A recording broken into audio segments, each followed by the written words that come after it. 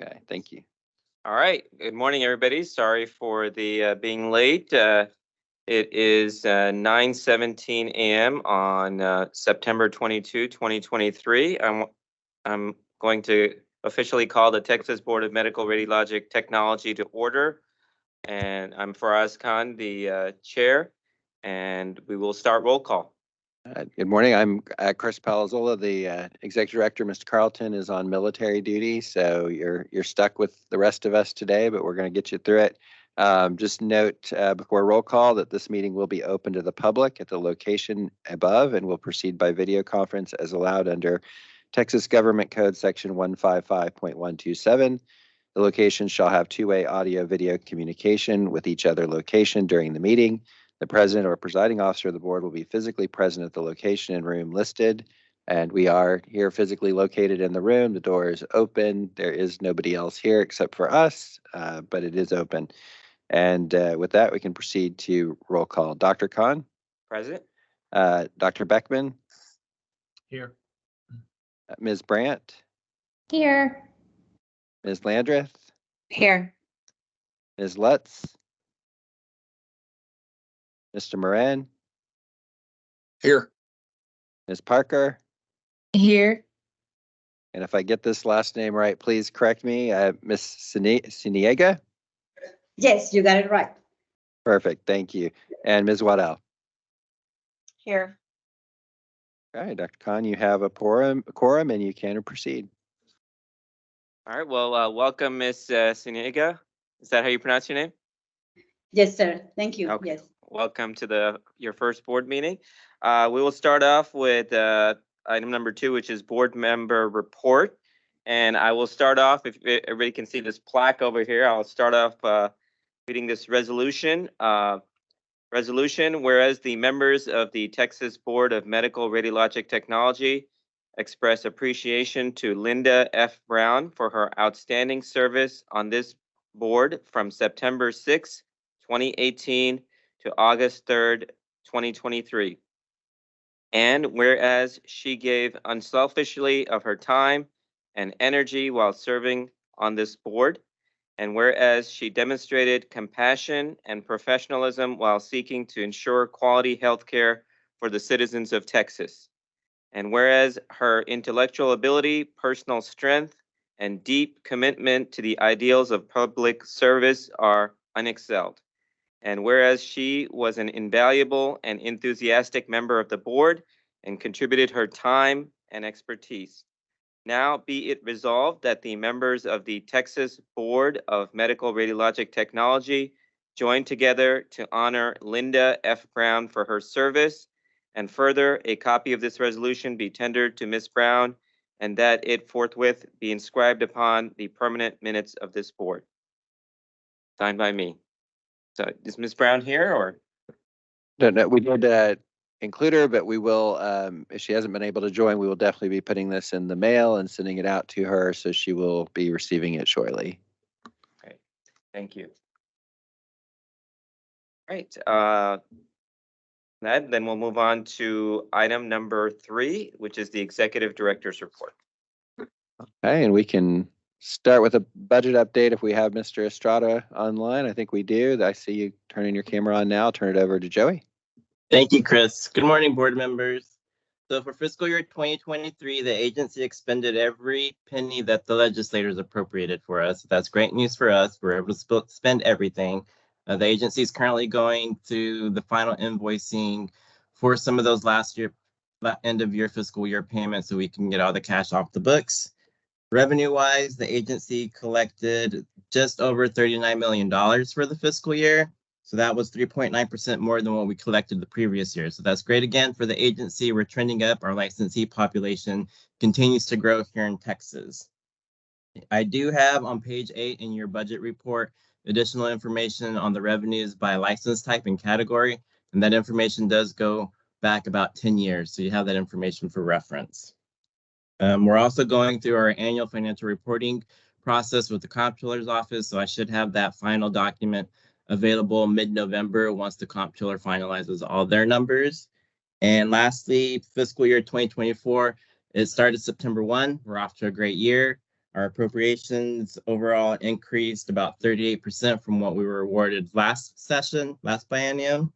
Our appropriations for our core agency operations increased 44%.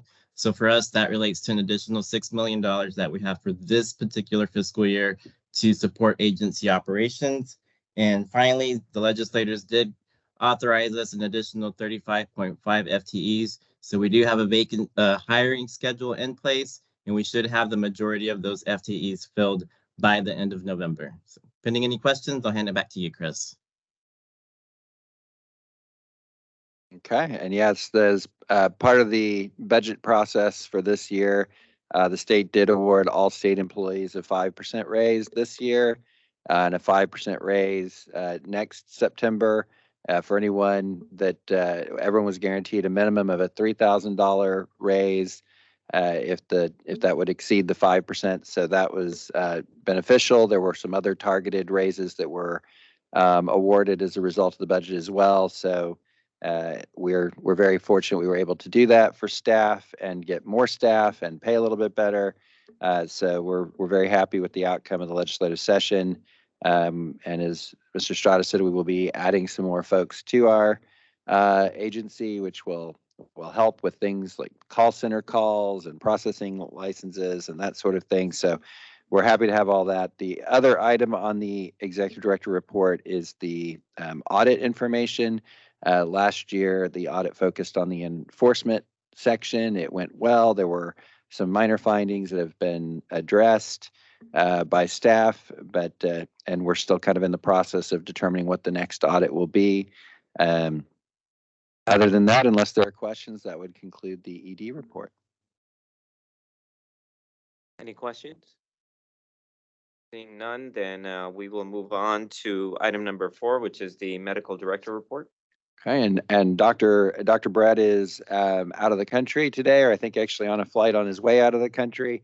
The items that we can cover for him and his absence be that we were able to increase compensation for the consultants who review cases by about 50%.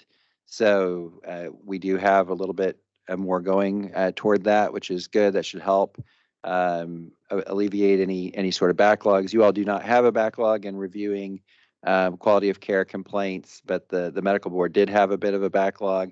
So being able to increase that compensation is helpful. I am pleased to report that with your cases, we are caught up on that review. So that would be the only item that he had on his report for this meeting. All right, great. Thank you. So we will move on to item number 5, which is consideration and possible action regarding pending litigation. Yes. Good morning, Dr. Khan. Good morning, board members. And this is Scott Freshar, the general counsel, and greetings to our new board member. It's good to see you. This is always a good report. So I'm glad to say you all as a board and as a regulatory group are not being sued by anyone at this particular point. As always, the medical board has a few more cases going. Most of those are very routine. There's nothing out there that's really kind of going to shake up the agency or carry any great implications. Most of them are just appeals. The individuals think the board was, the individual physicians think the board was a little too harsh in their penalty and have attempted to appeal it to state district court. And we have been affirmed. The medical board's actions have been affirmed in district court. So again, a very benign report. There are a couple of federal cases floating around out there, but again, nothing really happening on any of those. I'll be glad to answer any questions, but again, the benign kind of mundane report is what we strive for, and y'all do a great job keeping it mundane, and I appreciate that. All right, great. Thank you. So we will move on to item number 6, which is the Texas Physician Health Program. Hello, I'm Emily Doyle from the Texas PHP. Thanks for having me today. We did have an update for you from the recent legislative session that a bill was signed into law that changed how we're funded. So the Texas PHP will no longer collect participation fees from our participants. Instead, our funding will be primarily through a surcharge on licensure fees. So that's an important update to know. Regarding cases, you should have one case in your packet there, a case review for discussion, recommendation, and possible action. This was a case that the Texas PHP Governing Board wanted to refer to you with the recommendation that this participant be returned to Texas PHP.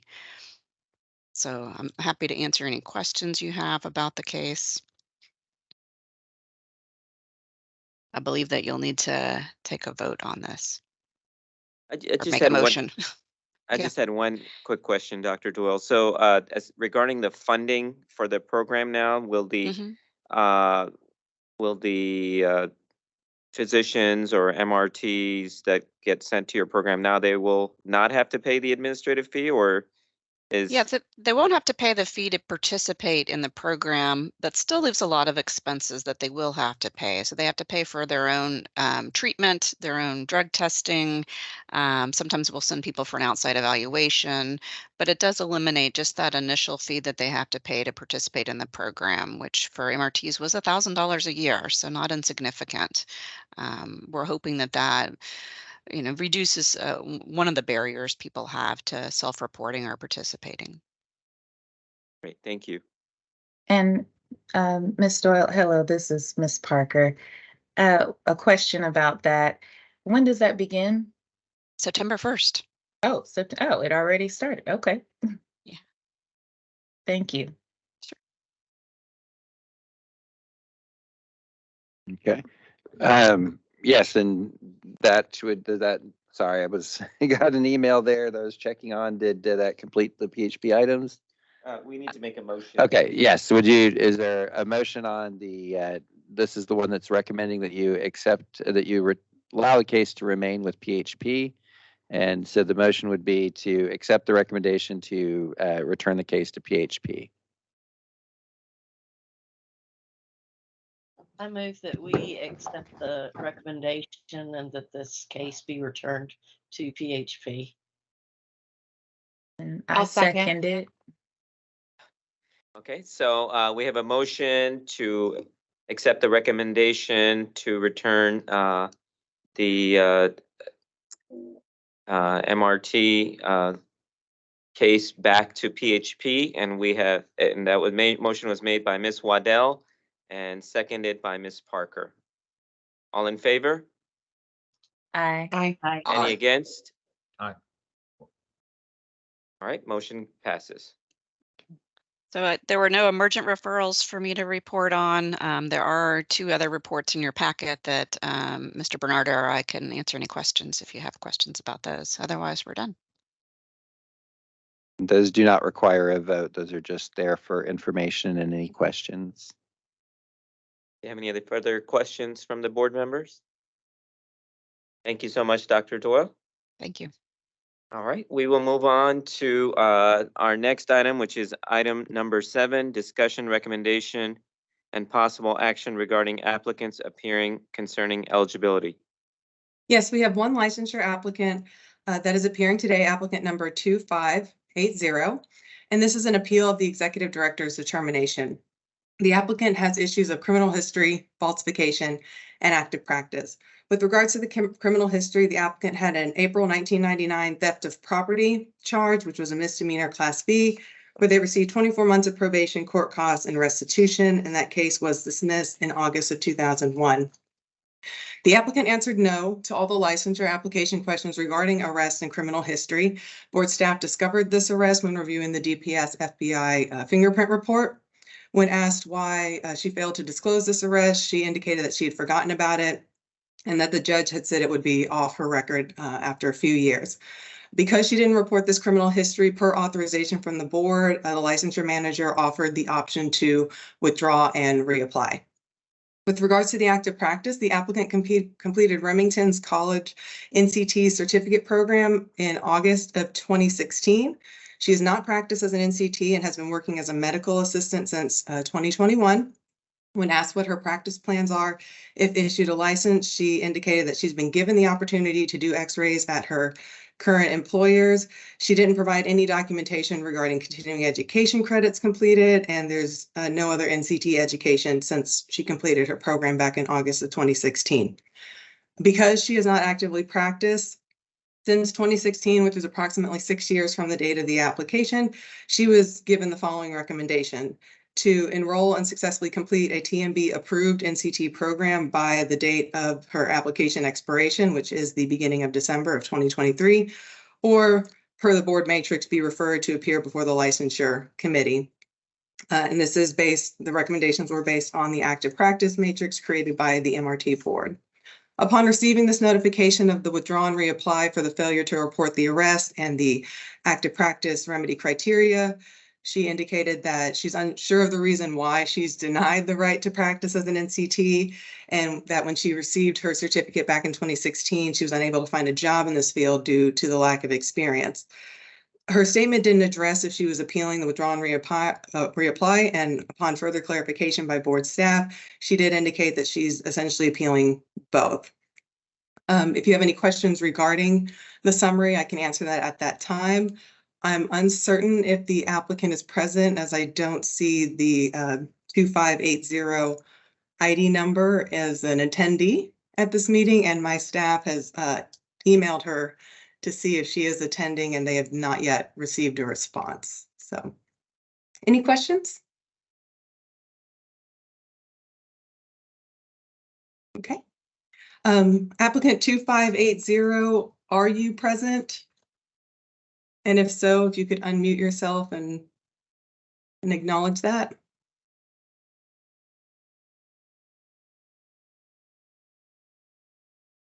Okay. It does not seem that the applicant is attending at this time. Historically, the board has, oh, yes, I'm sorry. Apparently, we do have one phone number on the phone attendee. I'm not sure if that's the applicant or not. That is not the phone number we have on record for the applicant. Again, applicant 2580, if you are present, either logged in using your number and/or name, or calling in with a phone number, please unmute yourself and acknowledge if you are present. And if you do need to unmute by the phone, you can press number 6. Oh, thank you, Alicia.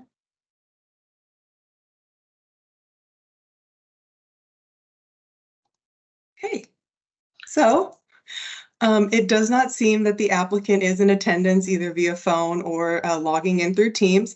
Historically, when this has happened for board members, they can either defer for the applicant to appear at the next board meeting, which I believe is scheduled for the beginning of February of 2024 for y'all, or based on the information that you have in the summary, as you can read and I've briefly outlined, you can make a determination on the application. Okay, just so I'm clear, this person's been out of practice since they first got their certificate, which was in 2016. So again, 6 to 7 years ago, they got their certificate, never practiced at all as an NCT, correct? Correct. They didn't practice, and they've only just recently in 2021 began a position as a medical assistant at a bone place. Okay. So. But they've been in contact with the board up until now, it sounds like. Is that correct? Like they had to correspond with their licensure analyst in order to provide their falsification statement and to send in their statement. So they have had correspondence with their licensure analyst. I've checked with the analyst also this morning. She has not received any correspondence from this applicant, and neither has my board staff who coordinate their appearance with me. They have not received a response to the emails that I've sent to her, and I also do not have any pending correspondence from the applicant as well. So we're not exactly sure why she is not attending and did not inform board staff that she would be unable to attend and would possibly need to be rescheduled. So we don't know, unfortunately. Okay, but she was replying. I guess she provided information about why she had falsified her record. So she had some communication up until recently, I guess. Correct. She submitted why she failed to report the arrest statement. We also have what her practice plan statement is. She'd also provided how she didn't agree with the withdraw and reapply in a statement. And then also when we requested for that additional clarification that she was appealing both aspects of either having to redo the program to remedy that as a possibility. The matrix, which is in your file, the folder in Laserfish for y'all to review, does show that for NCTs, anything over 5 years does require them to appear before the committee. Historically, for NCTs that have been outside of the 5 years, you have gravitated more towards that, do a certain number of hours of CEs and the 6 months of shadowing that's indicated in that matrix for the 3 to 5 year time frame. It doesn't happen very often, but that is historically what you've done for these NCT applicants who've been out more than 5 years that appear before the committee. Yeah, I guess I would say that I didn't sound like she'd had any CEs in yeah, as a technologist. Like all of her CEs sound like they were MA related, or she had no MRT type. She didn't provide any documentation of CEs for any type of profession that she may be practicing in. Yeah, so yeah, I think a lot more information would be helpful for determining whether, like, the next course of action. So I would suggest, I would put a motion forth to just defer this for till the next meeting. Okay. I'll second that. Second that. Okay, so we have a motion on the table by Dr. Beckman to defer action on this item till our next board meeting in February, and seconded by Ms. Siniega. All in favor? Aye. Aye. Any against? All right, motion carries. The item is deferred till our next board meeting. Thank you. That's all the licensure applicants that were scheduled for agenda item number 7. Thank you so much. We will then move on to item number 8, which is discussion, recommendation, and possible action regarding proposed orders offered by the executive director. Yes, there's one proposed remedial plan that was offered by the executive director and accepted by the applicant. I do need a motion for approval, please. I motion to approve. Oh, I'm sorry. What are the exact words we should say on that? The proposed order offered by the executive director. Okay. I motion to approve the proposed order by the executive director. Second. Second the motion. All right, we have a motion to approve the recommendation of the proposed order offered by the executive director by Ms. Parker and seconded by Mr. Morin. All in favor? Aye. Any against? Aye. All right, the motion carries. Order is approved.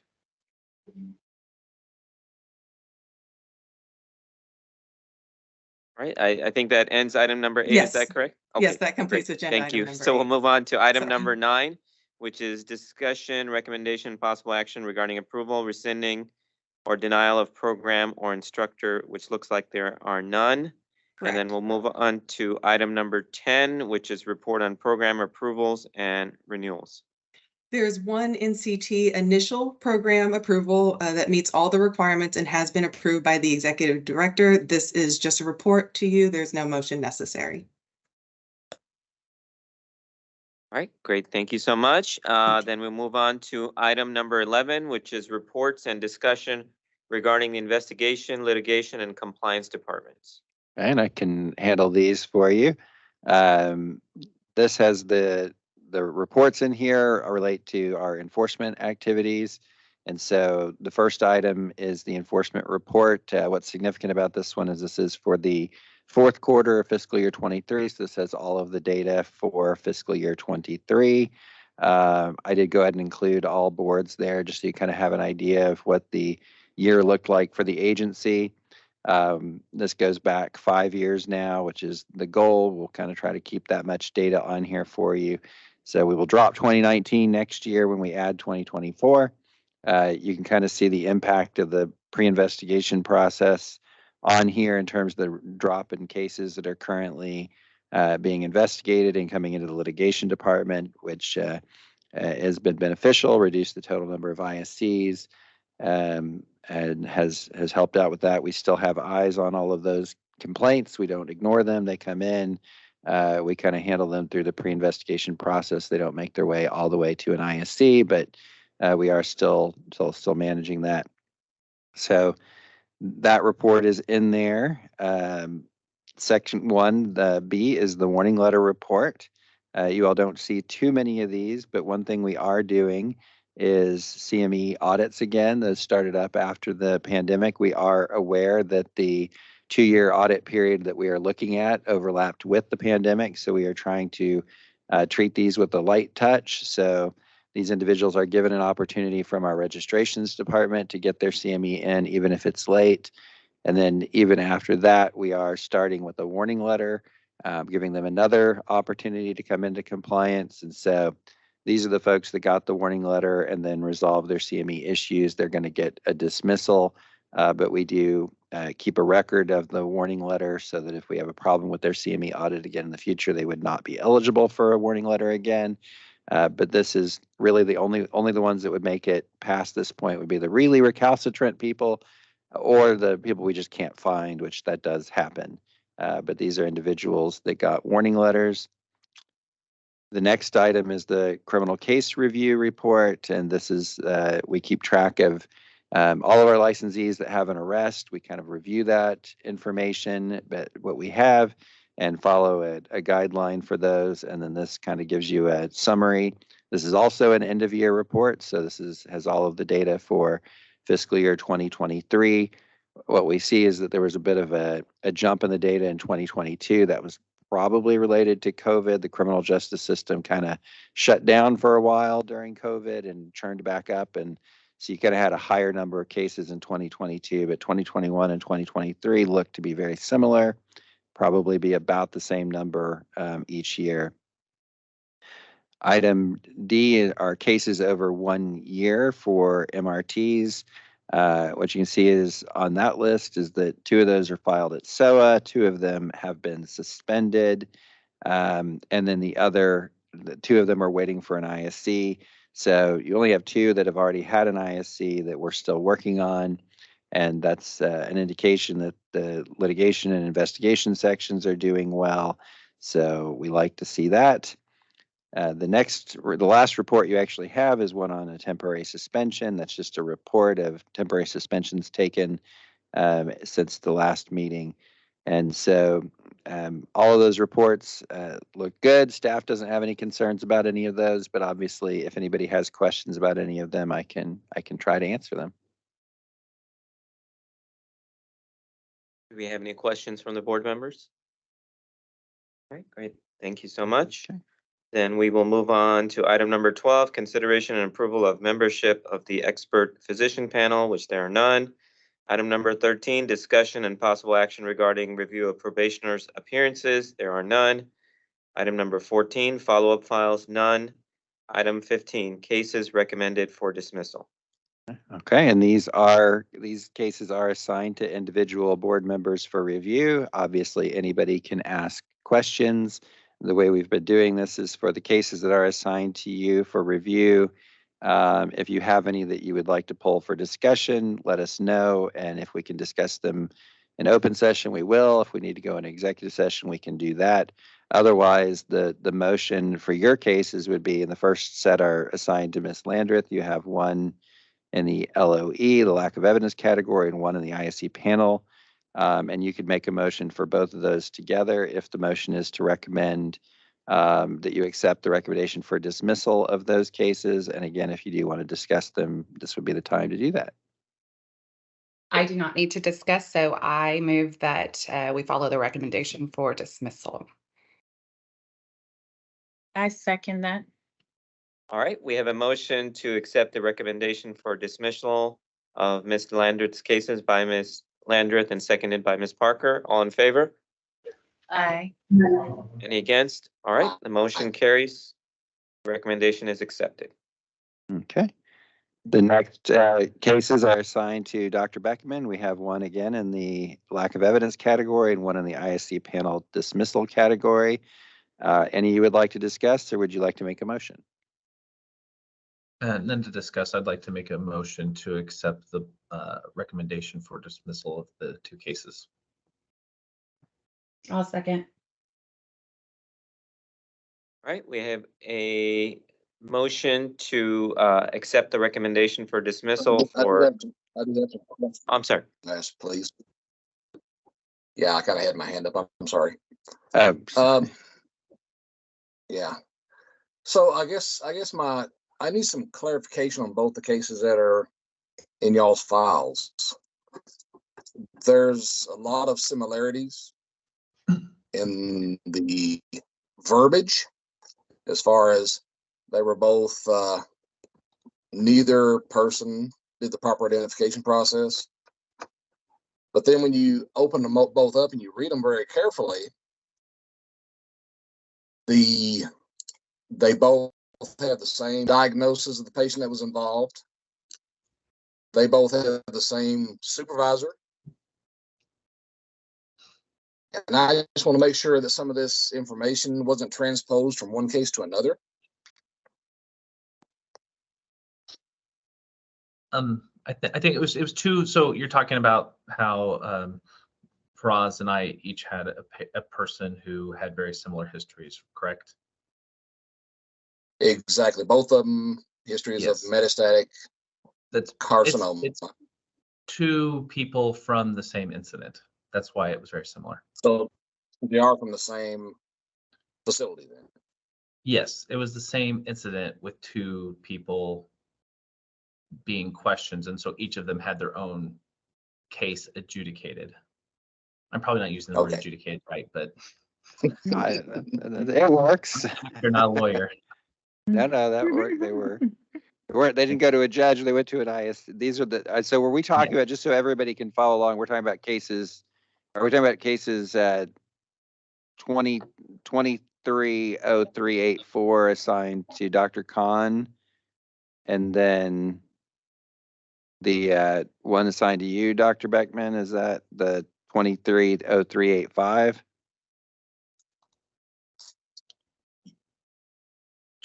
0385, yes, that would be the case that was assigned to me. Yes, and 3, yeah, and you know, and Mr. Warren, when you see 2 numbers that are back to back like that, 384 and 385, we've usually treated them as companion cases. So a lot of times they are a similar fact pattern, but obviously we can't do co-ISCs with 2 different licensees because of confidentiality provisions.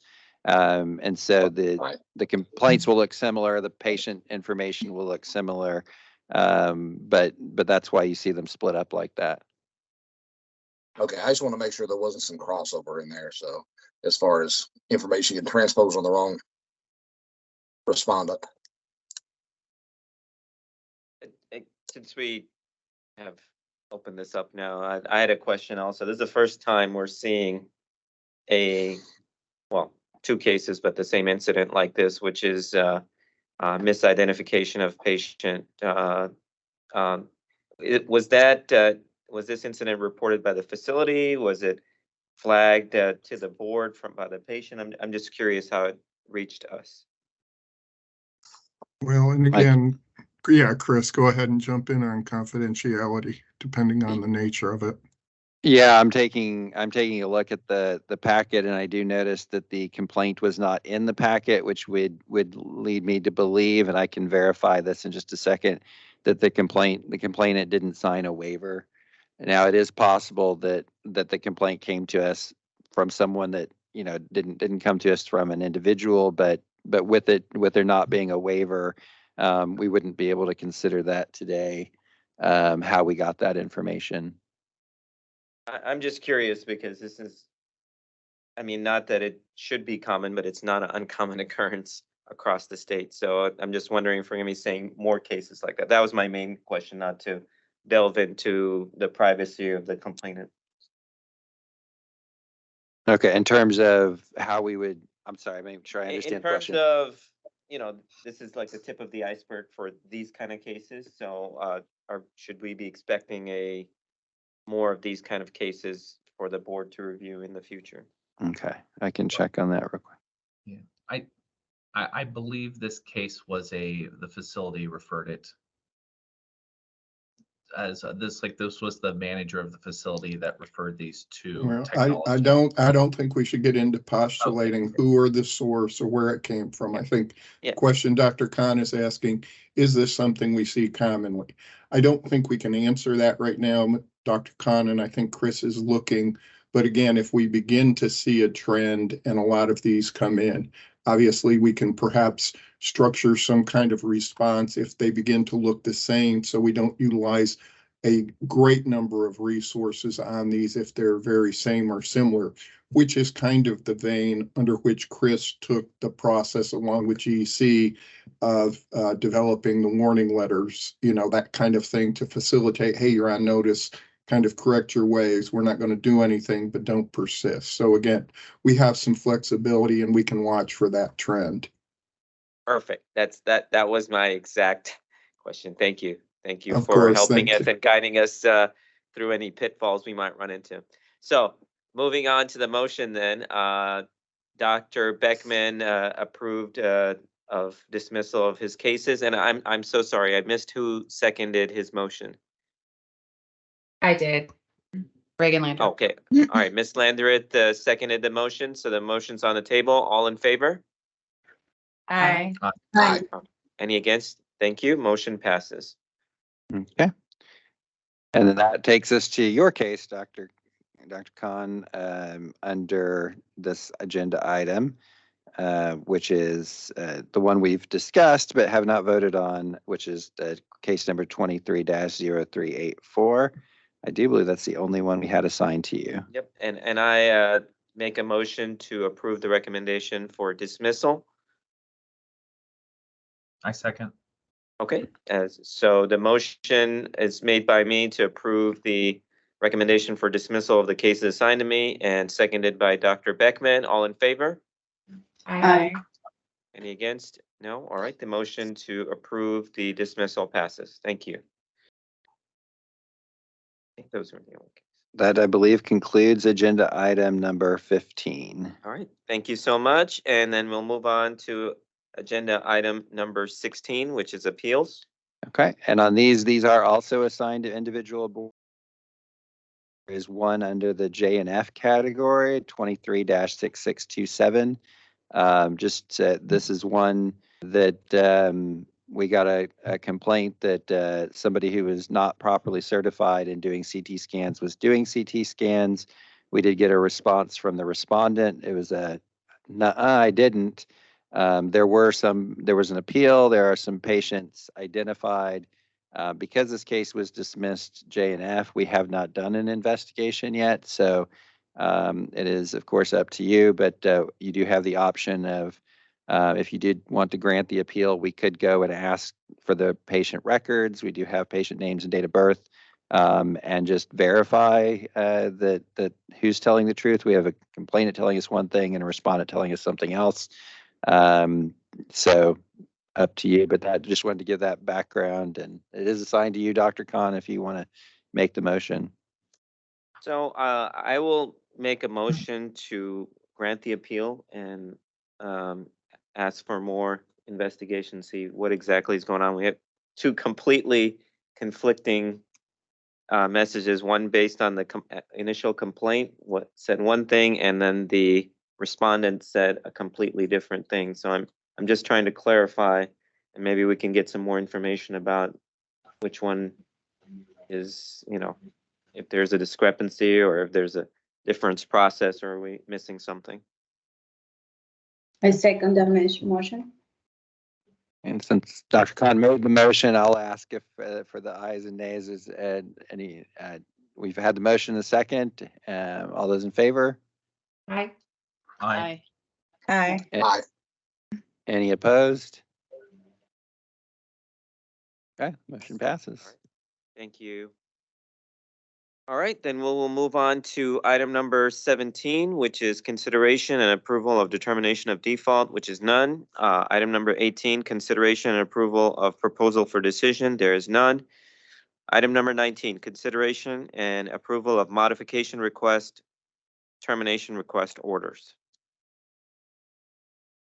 There are two there, and then these are not assigned to individual board members, so anybody can make the motion, obviously. And there are two there, and the motion on this one would be to accept the recommendation to grant the termination, or of course, any member can ask questions or propose a different motion.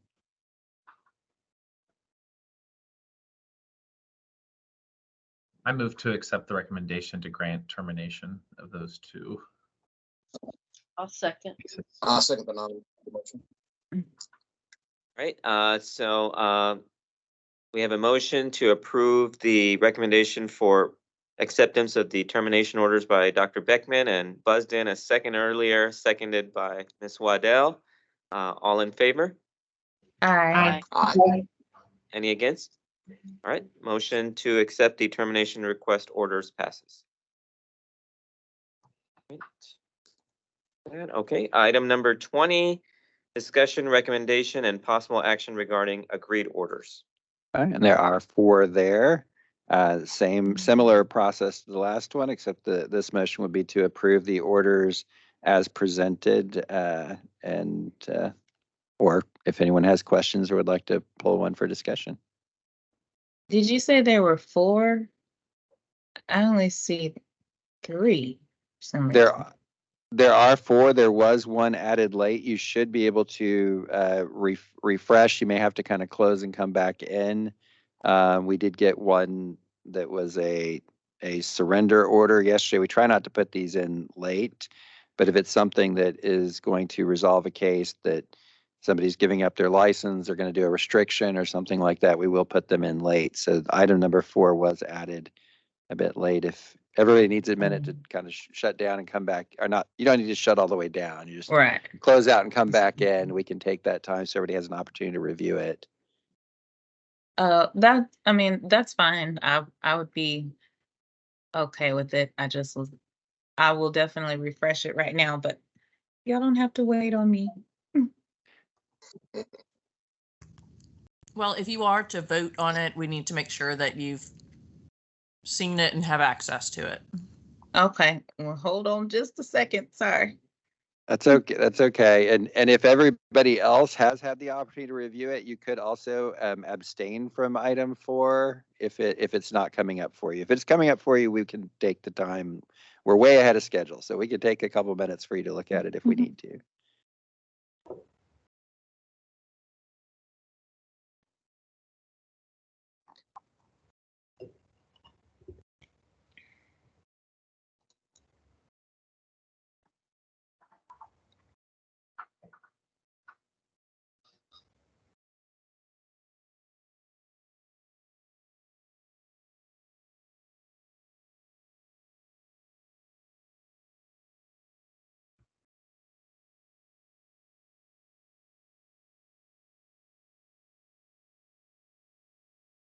Okay, I'm pulling it up now.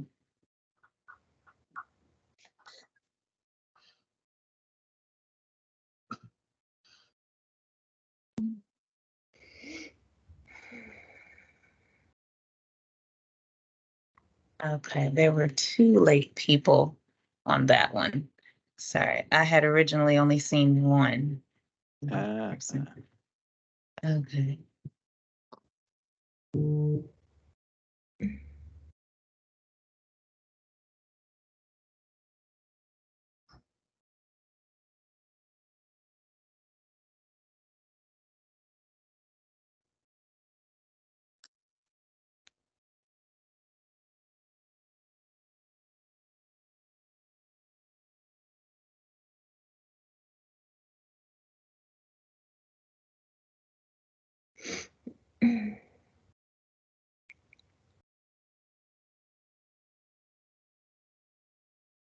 Okay.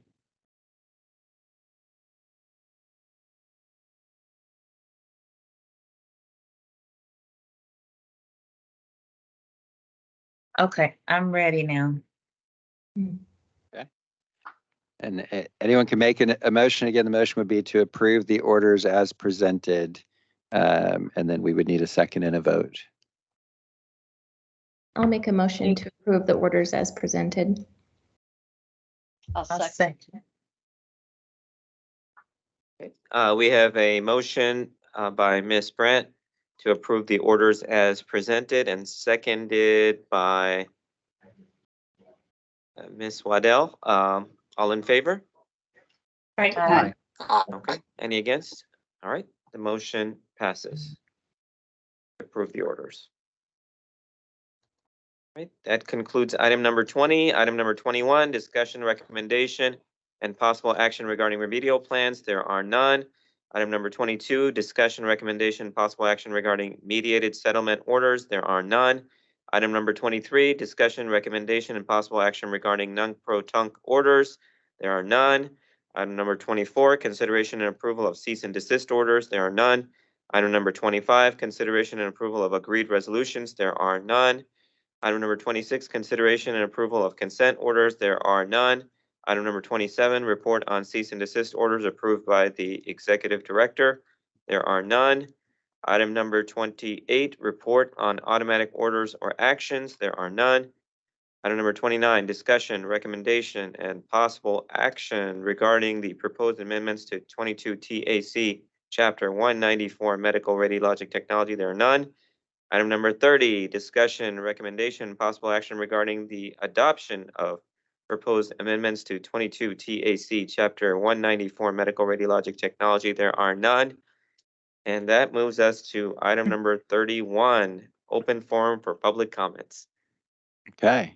And this will be the opportunity. There is nobody in the room with us for a comment. If there's anybody online that would like to make a public comment, you can just go ahead and take yourself off mute or just start speaking, and we'll go over the process then before you give your statement. But if there is anybody wanting to make a public comment, now would be the time.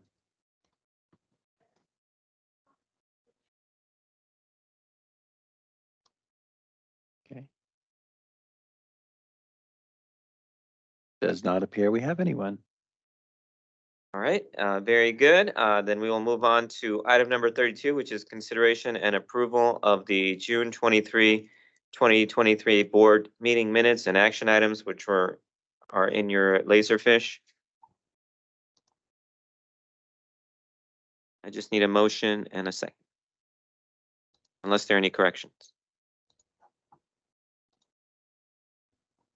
I move to approve the minutes. I second the motion. Okay, I have a motion by Dr. Beckman to approve the minutes of our previous meeting and action items, and I have a second by Mr. Moran. All in favor? Aye. All right. That Aye. motion passes. All right. That brings us to item number 33. Before I finish, I just want to apologize everybody for being late. Traffic on 71 got me this time. Apologies. And once again, Ms. Brown, she's not here, but thank her for all her years of service to this board. And at this point, I just need a motion to adjourn then. I motion to adjourn. I'll second.